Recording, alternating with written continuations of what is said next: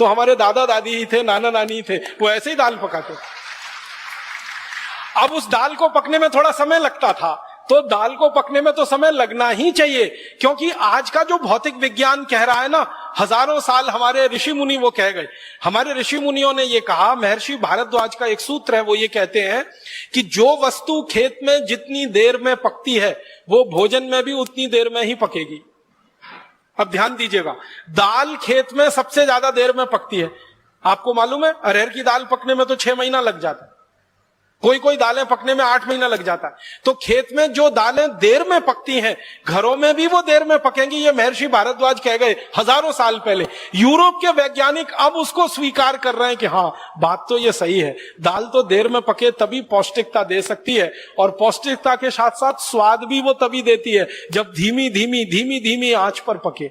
हमने वो जल्दी के चक्कर में कुकर लेके 10 मिनट में दाल पक जानी चाहिए उसको खाना शुरू किया है, और ये जोड़ों का दर्द फोकट में अपने शरीर में लेना शुरू कर दिया।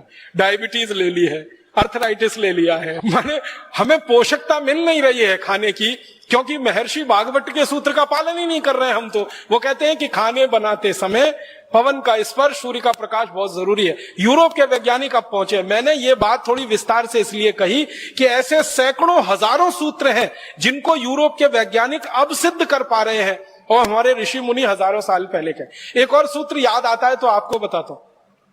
हमारे ये जो ऋषि मुनियों के शास्त्र है ना, ग्रंथ है, भागवत जी का है अष्टांग हृदयम, अष्टांग संग्रहम, या कोई दूसरा ग्रंथ पढ़ेंगे तो उसमें एक अभ्यास होता, अध्याय होता स्वस्थ व्रत।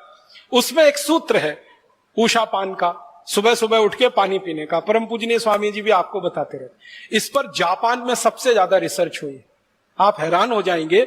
जापानियों ने अरबों डॉलर इस पे बहा दिया। एक सूत्र पर शोध करा है पिछले 40 साल, सवेरे उठकर पानी पीना। हमारे ऋषि मुनि हजारों साल पहले फोकट में बता गए सवेरे उठ के पानी पियो, और हम पीते भी रहे और उसके फायदे हमको होते रहे। अब वो फायदे हमको हजारों साल पहले मालूम है। सुबह उठकर पानी पियो तो 2 बड़े लाभ हैं। सबसे पहला लाभ है कि रात भर को मुंह की लार जो जमा हो गई वो अंदर गई, जो बहुत ज्यादा एल्केलाइन होती है। आप जानते हैं ये लार जो है ना क्षारीय होती है, और सुबह सुबह पेट में सबसे ज्यादा अम्ल तैयार होता है। तो सुबह की लार पेट में जानी ही चाहिए ताकि अम्ल को वो न्यूट्रलाइज करे। अम्ल और क्षार दोनों मिले तो एक दूसरे को न्यूट्रलाइज करते हैं। तो सुबह उठते ही पानी पी लिया, लार अंदर चली गई, अम्ल को उसने शांत कर दिया। और जिनके पेट का अम्ल शांत है उनके रक्त में अम्ल नहीं बढ़ेगा, और जिनके रक्त में अम्ल नहीं बढ़ेगा उनको सैकड़ों बीमारियां होने की दूर दूर तक संभावना नहीं। हजारों वर्ष पहले हमारे ऋषियों ने समझाया। दूसरा फायदा ये कि सुबह उठते ही पानी पी लिया, वो पानी बड़ी आंत में पहुंच गया, बड़ी आंत की उसने सफाई की, और आप संडास घर में घुसे, टॉयलेट में घुसे, और 2-3 मिनट में फ्रेश होके बाहर आ गए।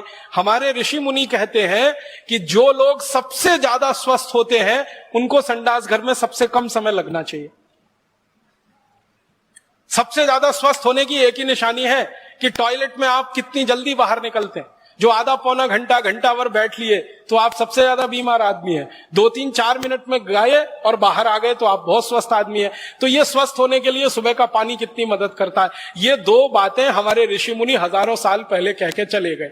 अब जापानियों ने 40 साल इस पे रिसर्च किया और अरबों डॉलर फूंक दिए। अब वो 2 ही बातें वो भी कह रहे हैं, यही बातें कह रहे हैं जो हमारे ऋषियों ने हजारों साल पहले कह दी। इसी तरह से एक हमारे यहाँ पानी का नियम बताया गया, पानी बैठ के पियो, कभी भी खड़े होके मत पियो, पानी घूट घूट पियो, हमेशा सिप सिप करके पियो, ठंडा पानी कभी मत पियो। ये छोटे छोटे सूत्र हैं स्वस्थ व्रत के। इनको अगर हमने ध्यान दिया और इनको दुनिया भर में स्थापित कराया होता तो हम सारी दुनिया में अब तक विश्व विजय कर चुके होते। लेकिन हमारी समस्या क्या रही कि ये छोटे बातों को हमने माना ही नहीं कि कोई गहरी बात इसमें है। जब दुनिया के दूसरे देशों को हम देखते हैं कि वो अरबों डॉलर खर्च करके ये रिसर्च कर रहे हैं और फिर उस नतीजे पर आ रहे हैं जो नतीजा हजारों साल पहले हमारे यहाँ था, तब गर्व की अनुभूति होती है कि ये तो हमने जान रखा है, कर रखा है। पानी की चिकित्सा, स्वस्थ व्रत के छोटे छोटे सूत्र, जर्मनी और जापान 2 देशों ने 40 साल अरबों डॉलर की खर्चा करके जो निष्कर्ष पाए हैं वो हमारे यहाँ हजारों साल पहले हैं। तो चिकित्सा में ज्ञान का भंडार सारी दुनिया के सामने सबसे पहले हमने ही प्रस्तुत किया। मैं आपको एक ऐसी बात कहना चाहता हूं जो कोई भी एलोपैथिक डॉक्टर सुनने से परेशान होता है, लेकिन वो सच है। वो ये है कि एलोपैथी 200-250 साल पुरानी चिकित्सा व्यवस्था है।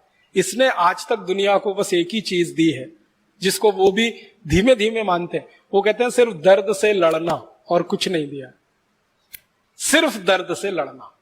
तरह तरह के जो दर्द है ना, उनसे लड़ना। 250 साल की कुल रिसर्च एलोपैथी की इतनी ही है। पेन से लड़ रहे हैं वो, और उसमें भी पूरी तरह से कामयाब नहीं हो पा रहे हैं। कैंसर के पेन में तो अभी तक कामयाब नहीं हो पा रहे हैं। दूसरे तरह के दर्दों में थोड़ी कामयाबी मिली है, बाकी नहीं है। तो पूरी कुल जमा उनकी शोध है।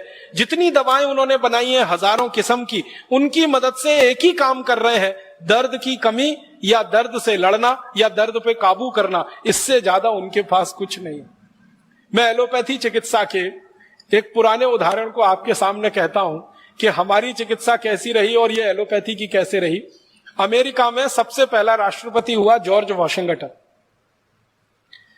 अमेरिका का जब आप इतिहास पढ़ेंगे तो आपको यह जानकारी मिलेगी, हंसी आएगी आपको और आपको अपने ऊपर गर्व भी होगा। दोनों ही बातें हैं। जॉर्ज वॉशिंगटन की कहानी आप सब पढ़िए।